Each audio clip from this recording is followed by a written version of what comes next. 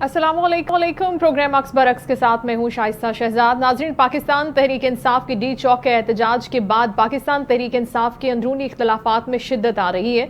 जैसा कि हम सोशल मीडिया पर भी अक्सर व बेशतर देखते हैं कि कारकुनान भी क़यादत के हवाले से अपने तहफ़्फ़ुज़ात का इजहार करते रहते हैं, मरकज़ी क़यादत। लेकिन अब न सिर्फ कारकुनान बल्कि दीगर कायदीन जो हैं पाकिस्तान तहरीक इंसाफ के, वो भी मरकज़ी कायदीन को लेकर तज़ब्ज़ुब का शिकार हैं। अभी जो थाने कौसार में FIR दर्ज हुई है उसमें मरकज़ी कायदीन के नाम शामिल नहीं है, लेकिन दीगर रहनुमाओं के नाम शामिल हैं। इस पर भी पाकिस्तान तहरीक इंसाफ की कायदीन का यह कहना है कि मरकजी क़यादत हमेशा कैसे बच निकलती है, उसके नाम FIR में दर्ज क्यों नहीं होते, चाहे वो सलमान अकरम राजा का नाम हो या फिर बैरिस्टर गौहर का नाम हो, जो कि चेयरमैन भी हैं पाकिस्तान तहरीक इंसाफ के।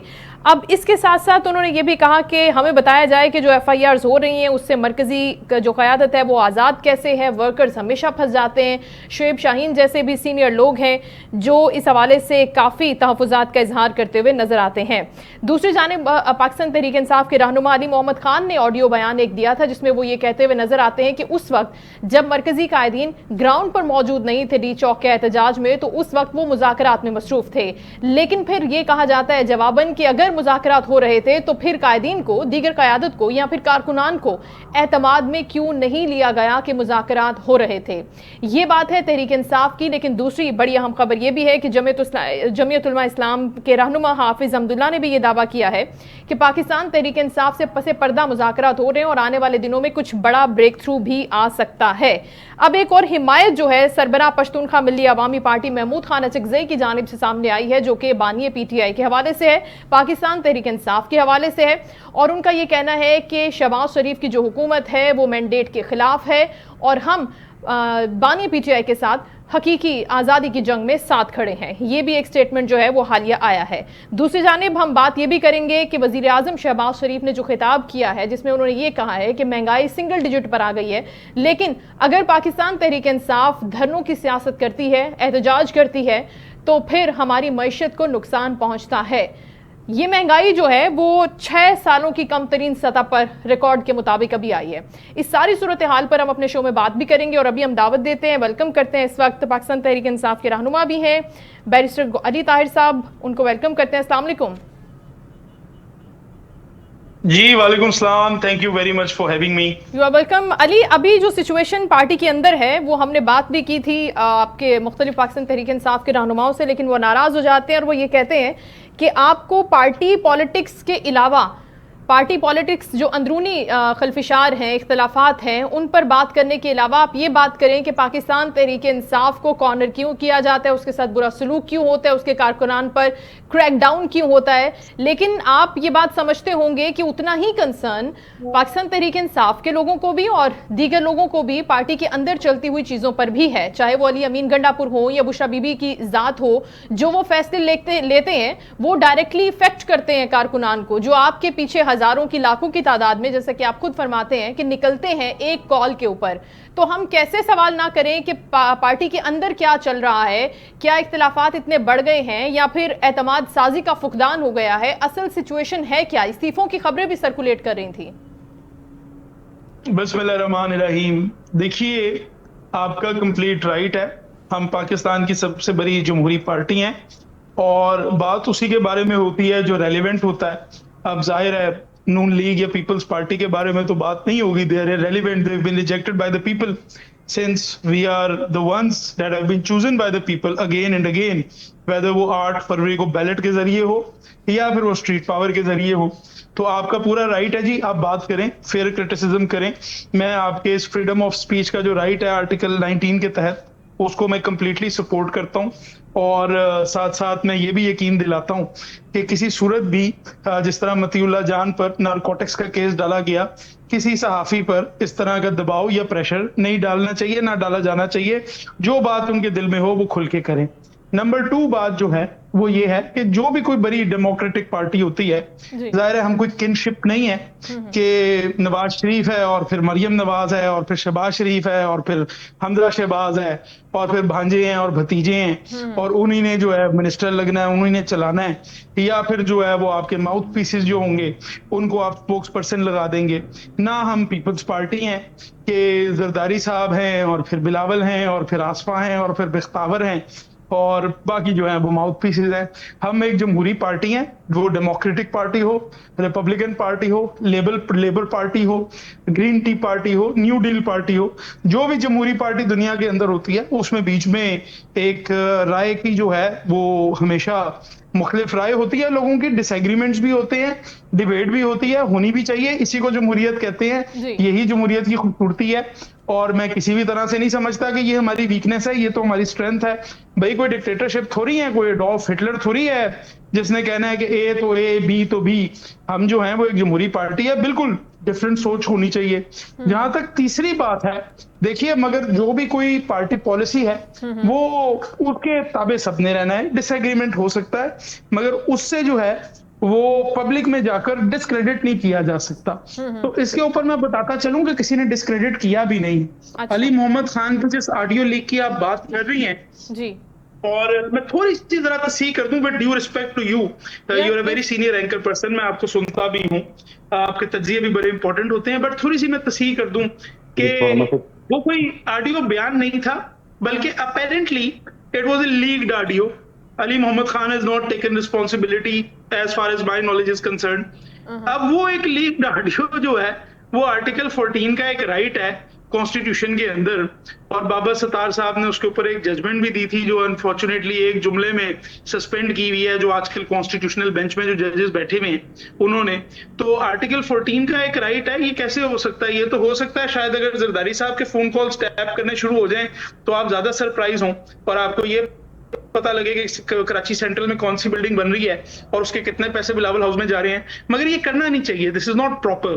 तो in so far as the disagreement within a party is concern, this happens in every democratic party in the world, and इसमें कोई परेशान होने वाली बात नहीं है, ना हमारे कारकुन को उसके ऊपर परेशान होना चाहिए। Ali absolutely right, I agree with you. लेकिन जहां तक कॉन्फ्लिक्ट्स की या डिफरेंस ऑफ ओपिनियन की बात हो रही है, हम उसको सपोर्ट करते हैं, लेकिन जहां पर एतमाद साजी खत्म हो जाए, ट्रस्ट डेफिसिट पैदा हो जाए क़यादत के ऊपर, खास तौर पर जिसके पास पार्टी का एक बड़ा ओहदा होता है और जिसने डिसीजन मेकिंग करनी है अपेरेंटली, जैसा कि अगर डी चौक जाने की बात है, उससे अगर डिसएग्री कर रहे हैं बुशरा बीबी के बयान से या उनके फैसले से, तो फिर वहां पर कारकुनान भी तो तकसीम होते हैं, वो भी तो जहनी तौर पर परेशान होते हैं, अजियत का शिकार होते हैं। सोशल मीडिया पर आप भी ऑब्वियसली देखते हैं ये सब चीजें कि कारकुनान के अंदर भी ये गौम गुस्सा पाया जाता है कि हमारी जो जंग है वो तो एक बंदे के लिए है, खान के लिए है।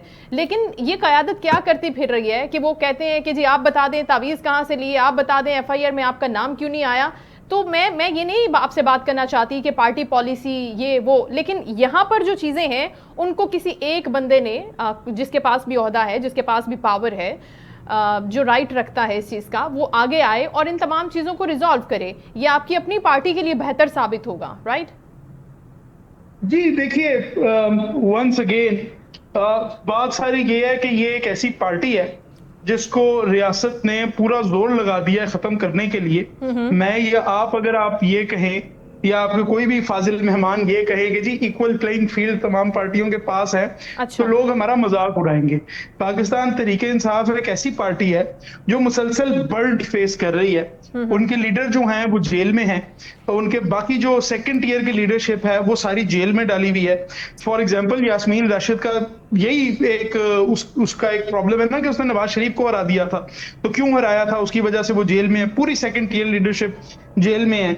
जो थर्ड टीयर लीडरशिप है उसको भी आप जो है वो हर तरह से प्रेशराइज कर रहे हैं। सिंबल आपने उनका ले लिया था, पिटाई आप उनकी लगाते हैं, जलसा आप उनको नहीं करने देते, प्रोटेस्टर्स पे आप उनके फायर कर देते हैं, ये मीडिया के ऊपर नाम नहीं लेने देते, तस्वीर नहीं चलाने देते। मतलब मैं अगर अभी इमरान खान साहब की बात करूंगा तो आपके शो में भी उनकी तस्वीर नहीं चल सकेगी, नवाज शरीफ की चल जाएगी, आसिफ जरदारी की चल जाएगी। एक अनऑफिशियल बैन जो है वो इम्पोज्ड है, क्योंकि सिंध हाई कोर्ट से ये तस्वीर वाला बैन मैं ही उसमें वकील था, मैंने ही हटवाया था, लेकिन आज तक वो सिंध हाई कोर्ट की जो जजमेंट है वो आज तक इम्प्लीमेंट नहीं हो सकी पाकिस्तान के टीवी चैनल्स के ऊपर। अली ताहिर हम इसको कंटिन्यू करते हैं, दीजिएगा मुझे, जी, मैं सिर्फ इसको कंक्लूड कर दूं अपनी रीजनिंग को। ये सारा कुछ होने के बाद भी एक पार्टी स्ट्रक्चर खड़ा हुआ है, तो इसके तो आप सबको मिलके हमारी तारीफ करनी चाहिए कि इतनी मार खा के भी आप खड़े हैं, बजाय इसके कि ये कहने के कि नहीं जी, ये देखें जी कुछ थोड़े बहुत मसाइल आपके साथ आ गए हैं इतनी मार खाने के बाद। एंड सिर्फ एक आखिरी बात मेरी ये होगी, you can then move to the next guest, वो ये है कि once again with due respect, this is not about Imran Khan, this is not about an individual, this is about Pakistan and every worker of Pakistan Tehreek-e-Insaf, every member of Pakistan Tehreek-e-Insaf is concerned with the future of Pakistan. We want democracy restored in this country. हकीकी That is the आजादी की single point जंग, agenda. you call it हकीकी आजादी की जंग, that's right। Ali Tahir आप साथ ही रहेगा जी जी। The return of the stolen mandate. That's right। To अभी be very मुझे specific. मुझे मुझे तारुफ करवाने दीजिए, सेनेटर जमीर घुमरो साहब पाकिस्तान पीपल्स पार्टी से भी हम ज्वाइन कर चुके हैं। अस्सलाम वालेकुम sir. Thank you so much for your time sir. गुफ्तगू हो रही है, बैरिस्टर अली ताहिर भी साथ ही मौजूद हैं।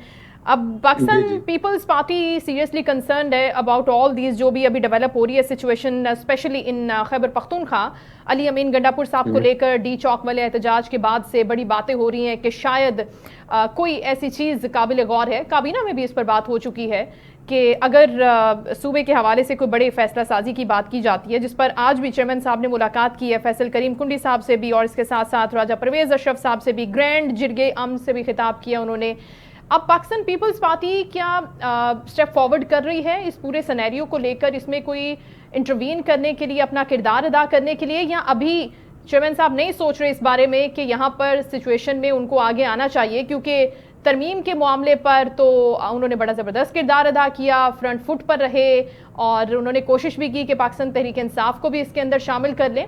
लेकिन ये मैटर्स आपको नहीं लगता कि ज़्यादा इंपॉर्टेंट होते हैं, जिसके अंदर लॉ एंड ऑर्डर की सिचुएशन बड़ी ख़राब होती है और अपने ही लोग दोनों तरफ से सफ़र कर रहे होते हैं? ऐसे में भी तो पाकिस्तान पीपल्स पार्टी को अपना रोल प्ले करने की ज़रूरत है सर।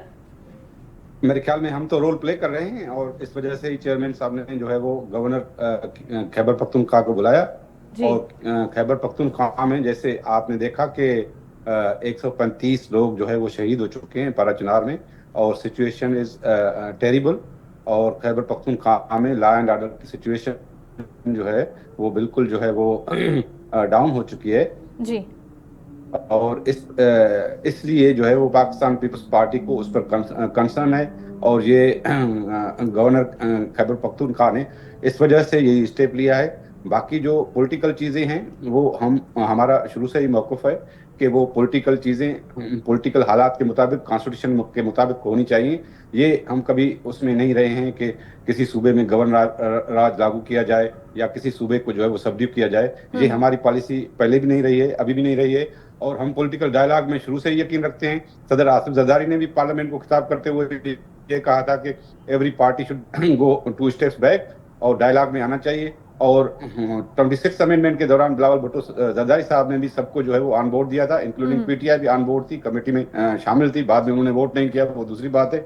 लेकिन हम पाकिस्तान की जो पाकिस्तान के जो मखदूश हालात हैं, जो टेररिज्म की थ्रेट है, जो इकनॉमी है, जो पॉलिटिकल सिचुएशन है, उसमें बिल्कुल पाकिस्तान पीपल्स पार्टी अपना किरदार अदा कर रही है और करेगी।